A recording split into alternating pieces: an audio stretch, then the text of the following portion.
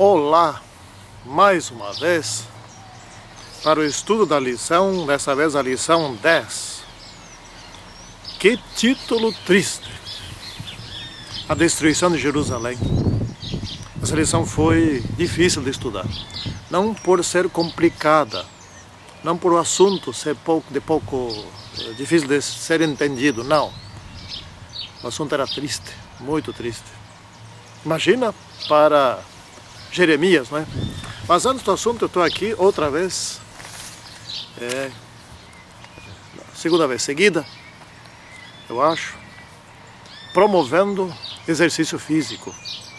Eu já falei numa vez anterior e quero repetir, porque poucos ou talvez ninguém faça ideia do quanto o exercício físico está fazendo bem à minha pessoa. Eu estou com 65 anos e estou me sentindo como um jovem, né? Resolvi praticar ciclismo, estou praticando ciclismo de alta intensidade. Eu já falei, eu acho, isso uma vez anterior, meu colesterol baixou tanto que o médico mandou que eu suspendesse a simvastatina, muito embora eu já faz muito tempo, mais de uma década, sou vegetariano. Então, também o zumbido do ouvido reduziu bastante, os meus órgãos, intestino, estômago, etc., funcionam muito melhor, nem eu sabia que poderiam funcionar tão bem. Meu vigor mental, minha capacidade de concentração está tudo superior. Escolham algum tipo de exercício, nós somos o povo de Deus, nós temos que nos movimentar, né? Eu vejo com uma certa frequência na TV Novo Tempo, também promovendo esse tipo de atitude, comportamento. Isso é muito positivo. Nós precisamos ser mais saudáveis. Não um pouco mais, mas muito mais saudáveis que os outros. Nós temos que ser, de fato, os melhores. Bom, vamos então aqui ao estudo, não é? Aqui o Brinca-Rua, não é? Foi promovido no domingo passado, aqui em Juí, passado a esse que eu estou gravando, né? Hoje é dia 31 de outubro. E eu participei, foi um ciclismo, não foi tão longo, foi 30 km, mas subida e descida, né? Muita subida. Eu participei e fiz com muita facilidade. 30 km é bem pouco para quem é capaz de pedalar mais de 100. Bom, então vamos agora sim dar início ao nosso estudo. Santíssimo Deus que está nos céus, ajude-nos a compreender alguma coisa que seja útil para nós hoje, nesse estudo aqui. Em nome do Senhor Jesus Cristo. Amém.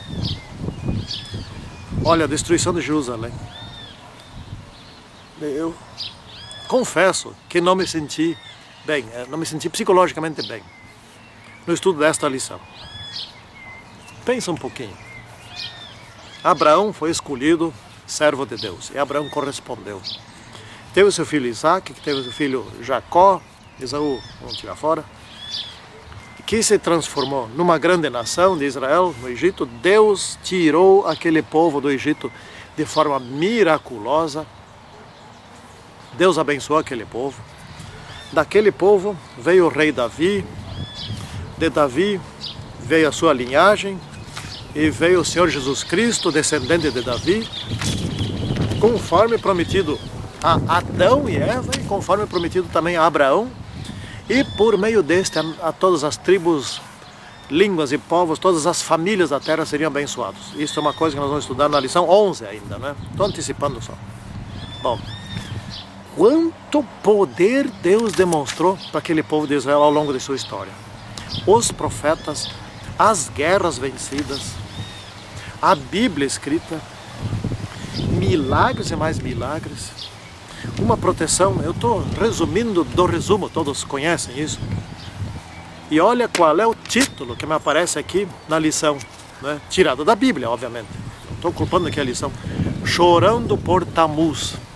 Como é que pode um povo que foi tão abençoado por Deus, que foi tão dirigido por Deus, santificado, isto é, escolhido, separado para Deus, como é que podem aqui estar chorando por Tamuz? Sabem quem foi Tamuz?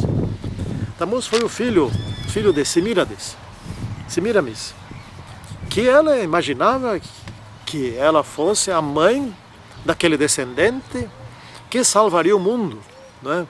E ela, de fato, acreditou nisso e passaram a achar que ela fosse Deus, etc., o filho fosse Deus, e adoraram a ela mais que o filho, e hoje ainda adoram a Virgem Maria mais que Jesus Cristo. E isso passou para várias nações, e de dentro do povo de Deus, é isso que me arrepia. Como é que pode? E me assusta, porque lá pensando, eu também posso estar fazendo pior ainda. As mulheres estavam lá chorando por Tamuz. Um ídolo, idólatra, uma história, uma invenção, na verdade, que não é Deus coisa nenhuma. E entre o pórtico e o altar, ali, homens, de costas para o templo, fazendo sabe o quê? Adorando o sol. Gente, como é que pode? Colocaram ídolos dentro do templo, colocaram imagens, pintaram imagens de quadrúpedes, de rãs, de bichos imundos dentro do templo, e adoravam isso dentro do templo. Isso no tempo do rei Zedequias. Deve estar fazendo uma barulheira que estamos com vento aqui, né? Um vento bastante forte. Não imaginava que fosse tão forte. Eu ia botar minha caixinha em redor da câmera. Mas, gente, isso é incrível. Agora eu pergunto mais uma coisa para vocês. Como que Deus pode abençoar um povo assim, que faz coisas assim? Como? Não pode, não deve, não pode. Que mensagem Deus estaria dando para aquele povo e para o mundo inteiro? Tanto faz a quem você adora. Eu estou te abençoando sempre. Que ventania agora. Tanto faz. Vou aproximar um pouco aqui. Não pode, Deus não pode dar uma mensagem errada ao mundo. Tipo assim, seu Sigberto vai sábado de manhã na igreja e sábado à noite na boate, ou nas danças, nesses grandes encontros, nas raves e não sei o que mais lá. E Deus continua abençoando o Sigberto, como as orações que o Sigberto faz por doentes são atendidas, curas, etc. e tal. De fato, você vê que o Sigberto é abençoado por Deus, sendo que faz tudo isso. Mas que mensagem Deus estará dando ao mundo por meio do Sigberto? Não pode, Deus não faz isso, Deus não comete tais erros. É impossível, né? Então está aqui o lamentável reinado de Zedequias. Eu falei, eu acho que é Ezequias, não, Zedequias, né? O último rei de Israel. Um dos filhos de Josias. Esse Zedequias era fraco, frágil, né? Tanto que às vezes ele chamava o profeta, queria ouvir o profeta, daí ele ficava com medo dos seus aliados e ficava com medo de Babilônia e fez aliança com o Egito que não devia ter feito. O Zedequias fez tudo errado, inclusive ele ofereceu em sacrifício vivo um filho seu, num sacrifício onde ele matou seu filho aos deuses, aos ídolos. Inclusive isso, não é? Bom, esse Zedequias, ele ora perseguia Jeremias, ora queria libertar Jeremias, também pediu para Jeremias não falar nada a respeito do encontro com ele, e assim vai. E esse Zedequias aliou-se com o Egito e firmou uma seguinte aliança: caso Babilônia viesse atacar Judá, os egípcios o iriam socorrer. E isso aconteceu de fato, né? E aconteceu, e os babilônios vinham vindo e cercaram Jerusalém. Eles vieram pelo norte, vieram tomando as cidades e deixaram a cidade de Jerusalém, a capital, por último. E quando não havia mais defesa da parte de outras cidades, Jerusalém ficou sozinha. Jerusalém é uma cidade fortificada, muito fortificada. Então não tinha como os inimigos, fosse quem fosse, entrar na cidade. Havia 2 muros ao redor da cidade. Eles tinham armazéns, podiam se manter com alimento durante muito tempo, meses, mas não sempre. E tinha um aqueduto que Ezequias, não Zedequias, aqui o Ezequias mandou construir, e ele pegou de uma fonte de água de uns 500 e poucos metros da cidade, fez uma vala profunda, trouxe água para dentro da cidade, tampou isso aí tudo, tampou a fonte, tudo, de tal maneira que ninguém mais, depois de 100 e poucos anos, sabia de onde que vinha a água, se é que vinha água.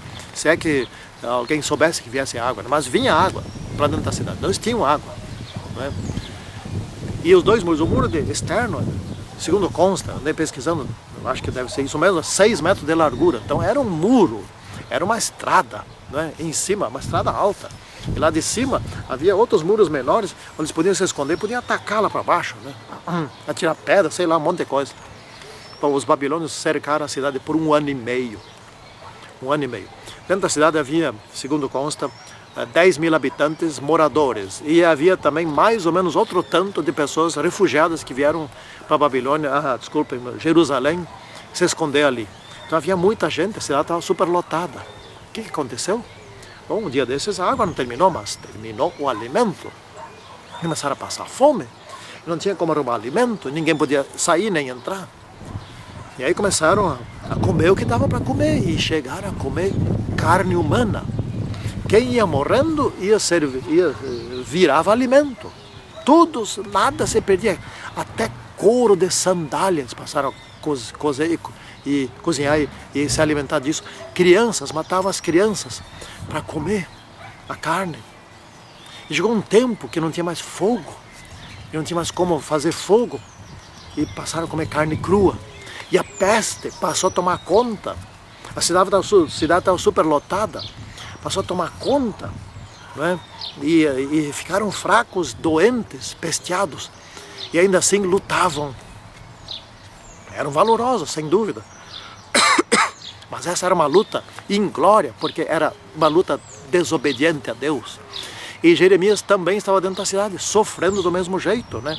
Aqui é a queda de Jerusalém, que coisa triste. E aí, infelizmente, um dia desses, o exército de Nabucodonosor conseguiu fazer uma brecha no muro, depois de 1 ano e meio, lutando contra aquele muro. Isso só, que muro que era aquele? E entraram os soldados, e lá dentro receberam uma forte resistência de gente que quase não conseguia mais caminhar, mas lutaram bravamente. E, enfim, os últimos resolveram fazer o que nunca deviam, fazer o que não deviam ter feito. Sabe aonde se esconderam? Dentro do templo. Nabucodonosor iria derrubar os muros de Jerusalém, iria incendiar as casas, mas certamente não derrubaria o templo. Porém, como se refugiaram dentro do templo por 3 semanas, lutaram dentro do templo, o templo era forte, até que o templo foi derrubado, incendiado e tudo foi destruído. A cabeça daqueles judeus era extremamente dura, eram extremamente cabeçudos. Se refugiaram dentro do templo do Senhor. E o templo foi totalmente destruído. Isso pela primeira vez. Depois houve uma segunda destruição no ano 70, como nós sabemos. Que triste história. Que triste história, gente. Agora, o que Deus está pedindo? Logo depois disso, eu tenho que ler aqui na Bíblia, logo depois disso, vamos ler Jeremias, aqui está, vamos ler 2, 3 versículos aqui. Jeremias profetizou aqui, 70 anos, para depois vocês voltarem. Babilônia seria também destruída, e não sobraria vestígio de Babilônia. Do templo, pelo menos sobrou um muro, um pedaço de muro que até hoje está lá. Lá de Babilônia não sobraria pedra sobre pedra, nada. E aqui está então Jeremias 29, versículo 11. Eu é que sei que pensamentos tenho a vosso respeito, diz o Senhor. Pensamentos de paz e não de mal, para vos dar o fim que desejais. Sim, vocês querem voltar para cá, vocês querem estabelecer a nação, etc. Eu vou conduzi-los a isso. Basta que se arrependam, né? Tem mais um trecho aqui, ó. No versículo 3 do mesmo capítulo. Buscar-me-eis e me achareis quando me buscares de todo o vosso coração. E tem mais um versículo aqui que é muito bonito, no capítulo 31, versículo 3. De longe se me deixou ver o Senhor dizendo, com amor eterno eu te amei, por isso com benignidade te atraí. Gente, que coisa mais linda, esses versos, né? Que coisa mais linda. Depois deles terem sido destruídos totalmente, Deus diz, não abandonei vocês, vou trazer vocês de volta. 70 anos vocês estarão voltando. Não serão 2 anos como aqueles profetas falsos disseram, né? Mas 70 anos e vocês voltam, né? 70 anos e não 2. Deus tinha pensamentos de paz, foram espalhados pela terra. mas muitos voltaram. Oh, graças a Deus, que nós estamos no fim dos tempos, né?